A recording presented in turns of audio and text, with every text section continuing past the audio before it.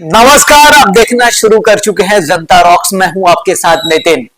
TN Seshan Bharat का सबसे सख्त और प्रभावशाली मुख्य चुनाव आयुक्तों में से एक माने जाते हैं। उन्होंने भारतीय चुनाव प्रणाली में पारदर्शिता और निष्पक्षता लाने के लिए कई क्रांतिकारी सुधार किए हैं।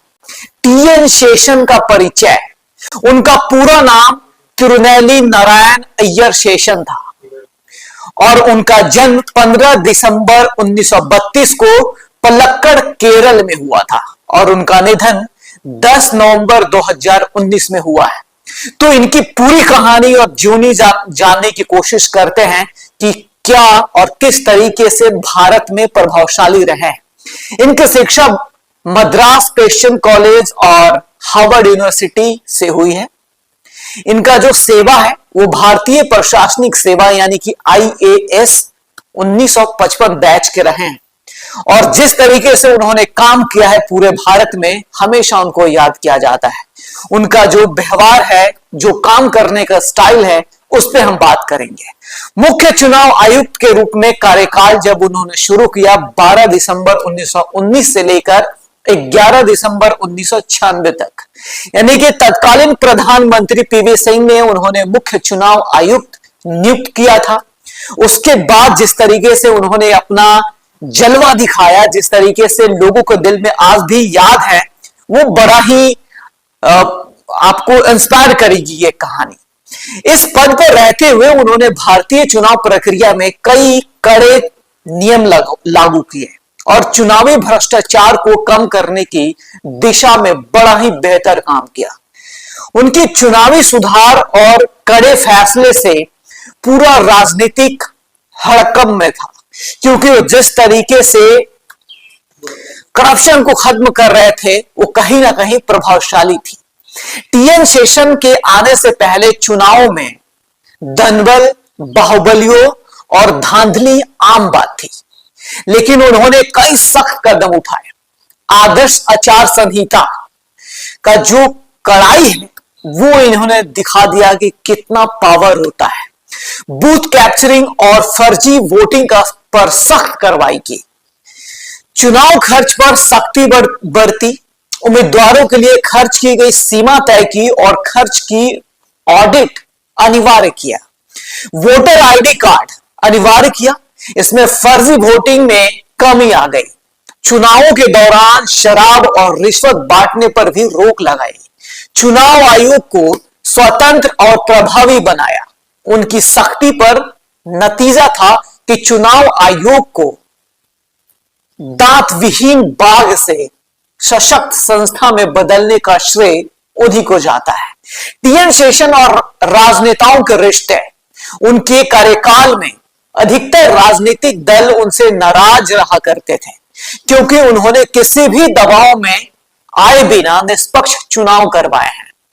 एक बार उन्होंने कहा था, मैं सिर्फ दो चीजें से डरता हूं, भगवान और चुनाव आयोग से। नेताओं द्वारा कई बार उन्होंने हटाने की कोशिश की गई थी, यानी कि उनको हटाने की कोशिश की गई थी, लेकिन उनकी सख्ती की वजह से वे अंत तक डटे रहे। लालू प्रसाद यादव, मुलायम सिंह यादव, बाल ठाकरे और कई नेता उनके कड़े नियमों से नाराज रहते थे। चुनाव लड़ने की कहानी, 1997 में टीएन शेषन ने राष्ट्रपति चुनाव लड़ा था। उनके मुकाबले में केआर नारायणन ने जो चुनाव जीत गए थे। उन्होंने कांग्रेस, भाजपा और कई दलों का समर्थन नहीं मिला, लेकिन उन्होंने चुनावी प्रक्रिया में अपनी निष्पक्षता बनाए रखी। उनकी कही हुई कुछ रोचक बातें जो है वो आप तक लाते हैं। चुनाव आयोग में रहते हुए मैंने सिर्फ चुनाव करा है, नेताओं से सेवाएं नहीं ली। मैं सख्त हूं लेकिन निष्पक्ष भी हूं। जब मैं चुनाव आयुक्त बना तब चुनाव आयोग एक सेवानिवृत्ति क्लब था। मैंने उसे सक्रिय संस्था बना दिया। सम्मान और पुरस्कार, यानी कि उनको कितना सम्मान मिला और क्या पुरस्कार मिला है वो बात कर लेते हैं। 1996 में उन्होंने रमन मैग्सेस पुरस्कार से सम्मानित किया गया, यानी कि एशियाई नोबेल पुरस्कार के तौर पे इसे जाना जाता है, उससे सम्मानित किया गया। उन्हें भारतीय चुनाव प्रणाली में सुधार लाने के लिए हमेशा याद किया जाएगा। अंततः निष्कर्ष ये निकलेगा कि टीएन शेषन भारतीय लोकतंत्र के इतिहास में ऐसे व्यक्ति रहे हैं जिन्होंने चुनाव प्रणाली में पारदर्शिता और निष्पक्षता को प्राथमिकता दी। उनकी शक्ति और सुधारों की वजह से ही आज भारत में चुनाव अपेक्षाकृत निष्पक्ष और पारदर्शी माने जाते हैं। उनका नाम हमेशा भारतीय चुनावी सुधारों के प्रतीक के रूप में लिया जाएगा। उनका नाम हमेशा भारतीय चुनावी सुधारों के प्रतीक के रूप में लिया जाएगा। यह खबर कैसी लगी? आप क्या इतने सख्त आदमी को जानते थे जो अपने पावर का इस्तेमाल करते हुए हमेशा बेहतर काम किया?